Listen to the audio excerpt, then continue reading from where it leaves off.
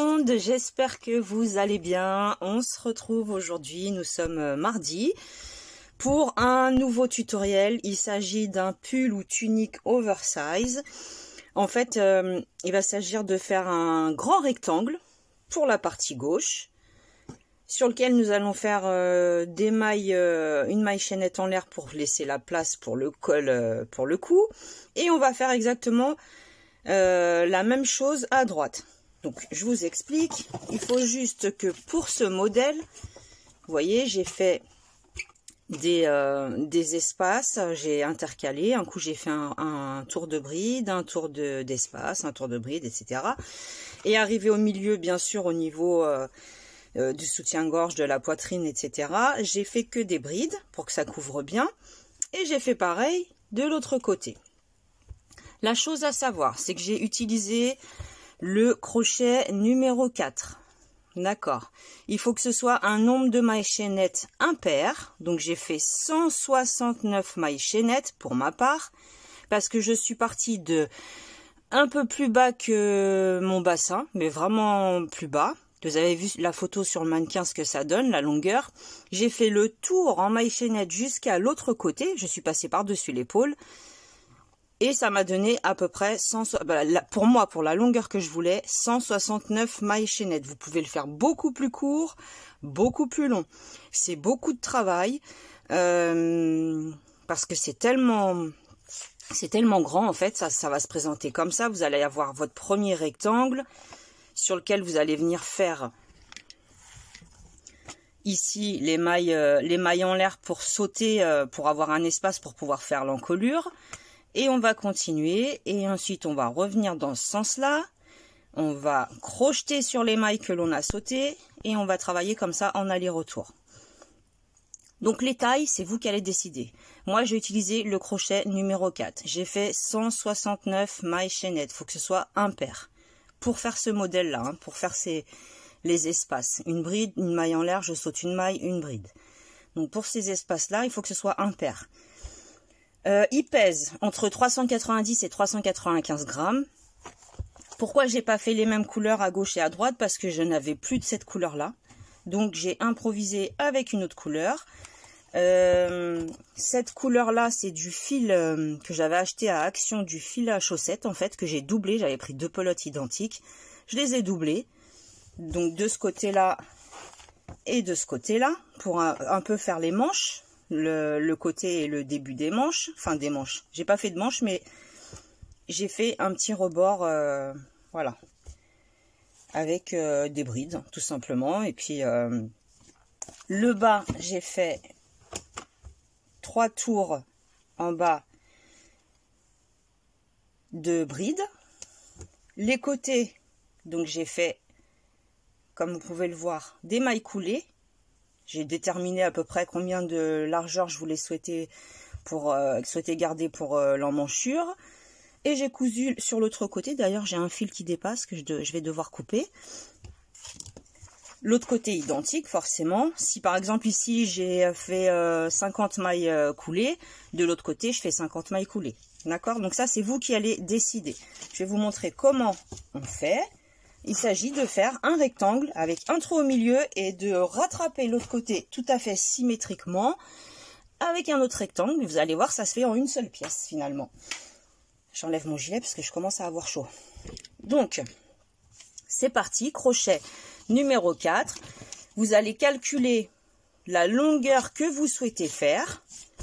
Alors, vous voyez, 169 mailles chaînettes, ça fait quand même hyper grand, en sachant que moi, je suis grande. Donc, peut-être que vous allez en faire moins que moi. Je fais 1,80 m. C'est juste pour vous dire. Donc, moi, je suis partie vraiment bien en dessous le ventre, au niveau du haut des cuisses. J'ai fait tout le tour jusqu'à de l'autre côté, en fait, jusqu'en bas des fesses. Je le voulais hyper long. Donc, voilà. Je me suis donné de la peine, mais je trouve que ça en vaut le coup. Ça tient hyper chaud. Ça, je le vois bien avec une petite chemise en dessous ou un sous-pull, c'est impeccable. Ou avec une ceinture, ça peut faire super beau. Si vous le continuez un peu, vous pouvez en faire même une tunique. C'est hyper beau. Vous mettez des collants en dessous, des bottes pour l'hiver, c'est super joli. Bon, allez, on arrête de parler mode, on va parler maille, chaînette, bride, etc. Donc pour l'exemple, j'ai fait une petite maille chaînette de 17 mailles. Vous allez faire un chiffre beaucoup plus grand. Parce qu'en fait, les 17, il faut que ça fasse le tour. Vous voyez, et encore, je trouve qu'il n'y en a pas assez. Je vais en refaire encore quelques-unes. 18, 19, 20, 21, on va faire 22, 23. Il faut que ça fasse le tour. Admettons que là, c'est mon épaule. Il faut vraiment que ça passe devant et derrière. Donc, une fois que vous avez votre maille chaînette impaire, si vous voulez faire ce modèle-là, hein, si vous voulez pas faire d'espace, si vous voulez faire que des brides, vous faites le nombre de mailles chaînettes que vous souhaitez. Paire ou impair, peu importe. Une fois qu'on a notre maille chaînette, on va venir faire 3 mailles en l'air. 1, 2, 3, équivalent à notre première bride. Et on va compter 1, 2, 3, 4. Dans la 5e, on vient faire une bride. Et on va faire une bride pour commencer le premier rang. Une bride sur chacune des mailles que l'on aura. Donc vous allez voir, c'est fastidieux, c'est long. Mais le soir, ça se crochette facilement. De toute façon, c'est toujours pareil. Comme vous avez pu le constater, moi j'ai alterné. Un coup, j'ai fait un rang d'espace et un coup, j'ai fait un rang de bride. Il n'y a que ici, en fait, où j'ai fait un certain nombre de brides. Je me suis arrêtée. J'ai fait, je sais plus, 49 mailles en l'air pour sauter 49 mailles, justement. Et j'ai rattrapé de l'autre côté. En terminant avec les brides. Donc, on fait bride sur bride. On ne se pose pas de questions. C'est super simple. C'est accessible à tout le monde. Débutant, débutante, vous pouvez le faire.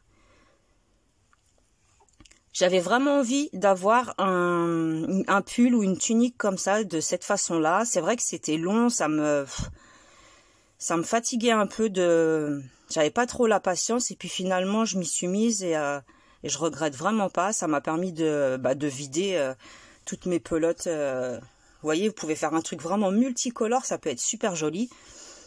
Histoire de vider un peu les fins de pelote, tout simplement. Par contre, le mien, pour la taille qu'il fait, la longueur qu'il fait, il fait, je vous ai dit, entre 390 et 395 grammes. J'ai pas réussi vraiment à avoir une donnée exacte, parce que je le pèse avec une petite balance de cuisine, c'est pas idéal, mais ça donne quand même un aperçu. Donc voilà, premier rang, uniquement en bride. Pour ma part, si vous voulez commencer votre rang différemment, peu importe, de toute façon, ça sera exactement pareil.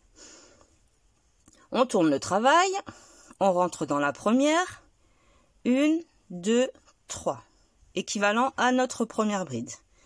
Une maille en l'air, je saute la maille suivante, je vais dans la prochaine, je fais une bride. Une maille en l'air, je saute la maille suivante, dans la prochaine, une bride, et je vais faire ça tout le rang.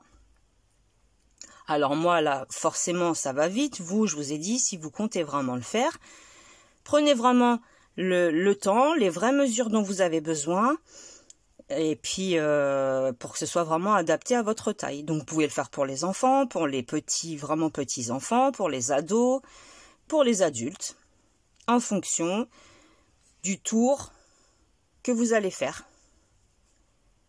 De la taille, en fait, hein, tout simplement. Pour les enfants, vous pouvez partir de la taille.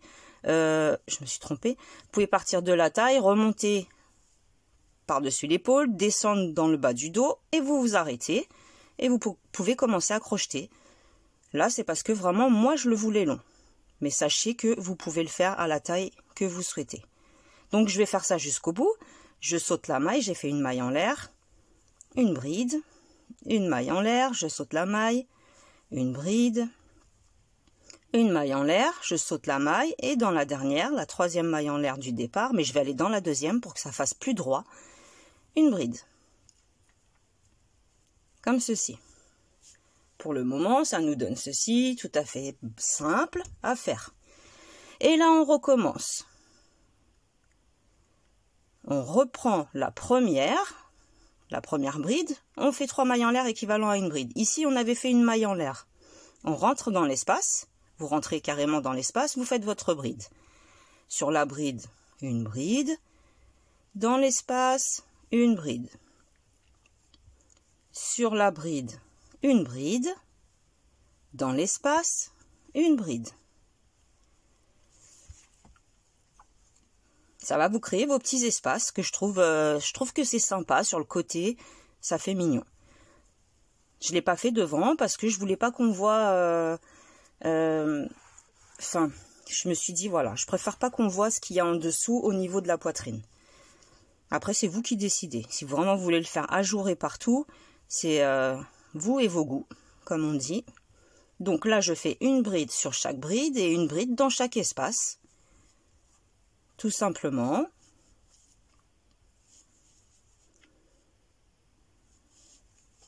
Juste, il faut que ce soit impair, si vous voulez faire ce motif-là. Alors celui-là, j'ai mis un peu de temps à le faire, en crochetant le soir. Parce que c'est des longueurs qui sont très très grandes en fait. C'est pas lorsque... Comme lorsqu'on travaille sur un pull top-down où on voit vite l'avancée. Là, c'est très long. C'est le cas de le dire, c'est parce que le projet est long. Mais quand vous aurez du temps pour vous et que vous aurez envie de faire plaisir à quelqu'un pour offrir ou même pour vous-même, hein, parce que moi je vous dis celui-ci je vais le garder pour moi, c'est sympa à faire. Donc voilà, pour le moment ça nous donne ça.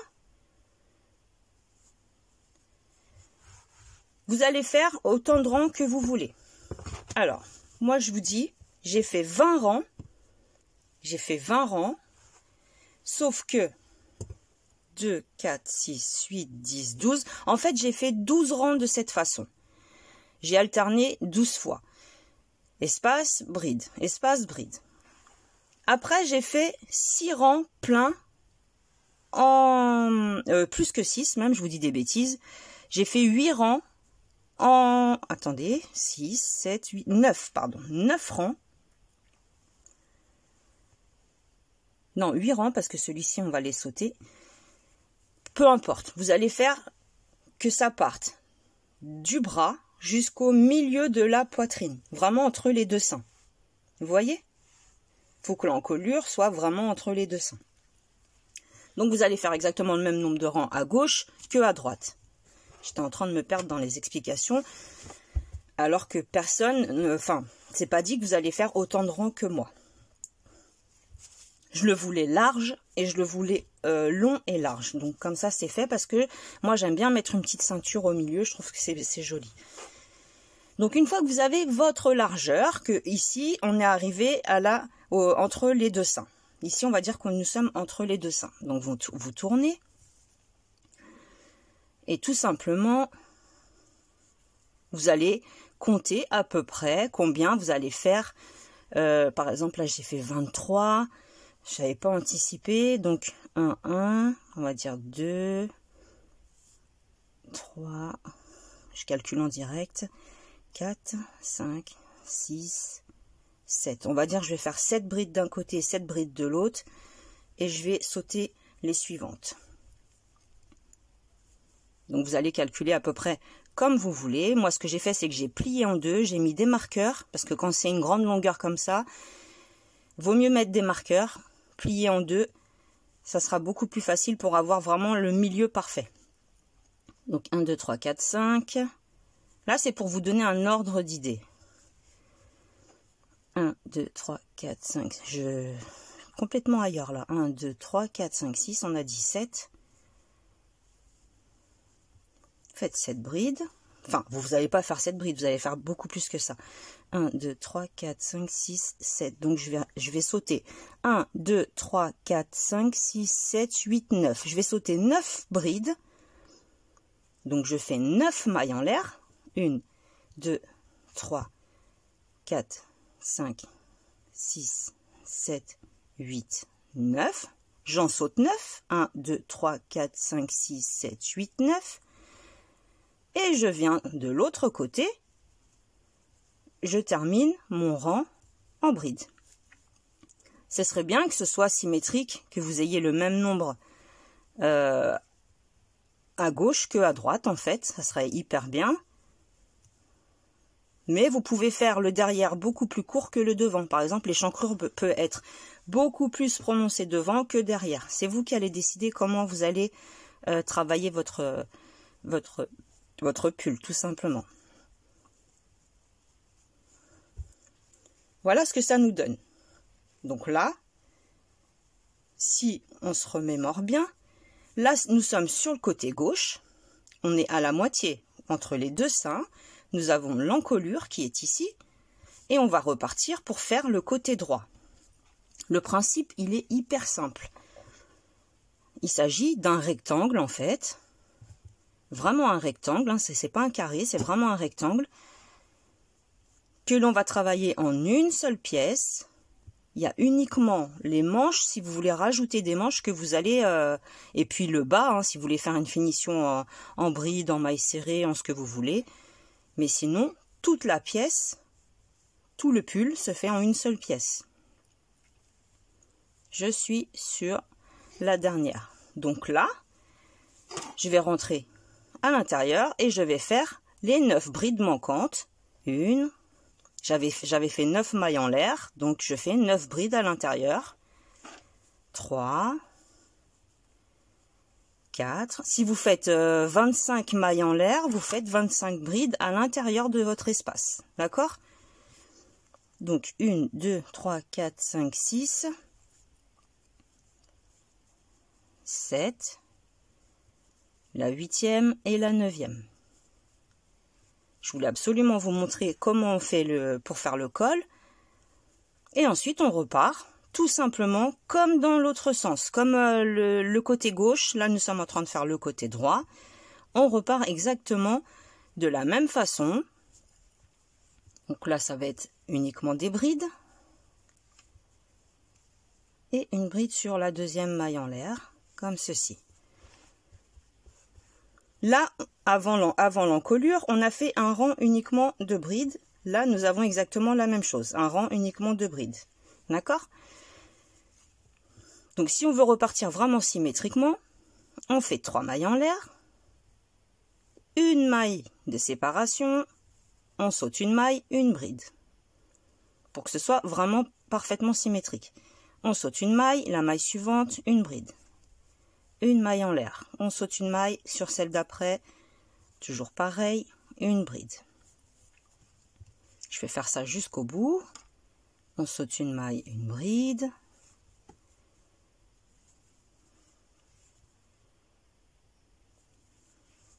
Vous voyez, ça commence vraiment bien à se dessiner. Il nous restera un dernier rang de brides à faire. Là, c'est un échantillon, vous allez avoir beaucoup plus, je vous le répète. C'est vraiment du travail. On saute une maille. Tant que vous faites pareil à gauche qu'à droite, il n'y a rien qui vous empêche de faire d'autres motifs que celui-ci, ou je sais pas, de faire deux rangs de brides, 2 rangs d'espace.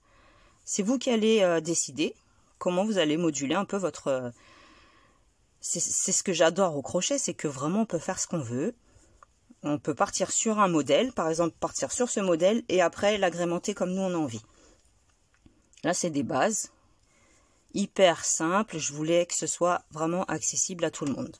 Donc, je parle, parce que je veux vraiment que vous compreniez. Donc là nous en sommes ici, il nous reste un dernier rang de brides à faire et après on aura juste à plier. Je fais le dernier rang de brides et je vous montre. Voilà, j'ai terminé. Vous voyez, c'est parfaitement symétrique. C'est impeccable. Donc, une fois que vous avez la même largeur à gauche qu'à droite, forcément, vous ne trompez pas, faites vraiment bien le même nombre de rangs à gauche que le même nombre de rangs de droite. Hein. Vous allez plier tout simplement votre travail et vous allez déterminer, pour la couture par exemple, combien vous allez laisser pour laisser passer les bras. Donc, par exemple, si vous faites, peu importe, ça peut être des mailles coulées, des mailles serrées, on s'en fiche. Vous comptez. 1, 2, 3, 4, 5. Hop, j'en ai fait 5 à droite. J'en fais 5 à gauche, tout simplement. Je repars de l'autre côté. J'en fais 5 à gauche pour que ça ait vraiment la même largeur pour les manches. Après, une fois que ça c'est fait, eh ben, vous allez faire, on va dire que c'est cousu. On va repartir sur 3 mailles en l'air si vous voulez faire une finition en bride. Ici, on rentre à l'intérieur. Voilà, ici, on fait une bride. On rentre dans ce petit espace, une bride. On rentre ici, une bride. Le petit espace qui se trouve là, une bride. On rentre ici, toujours une bride.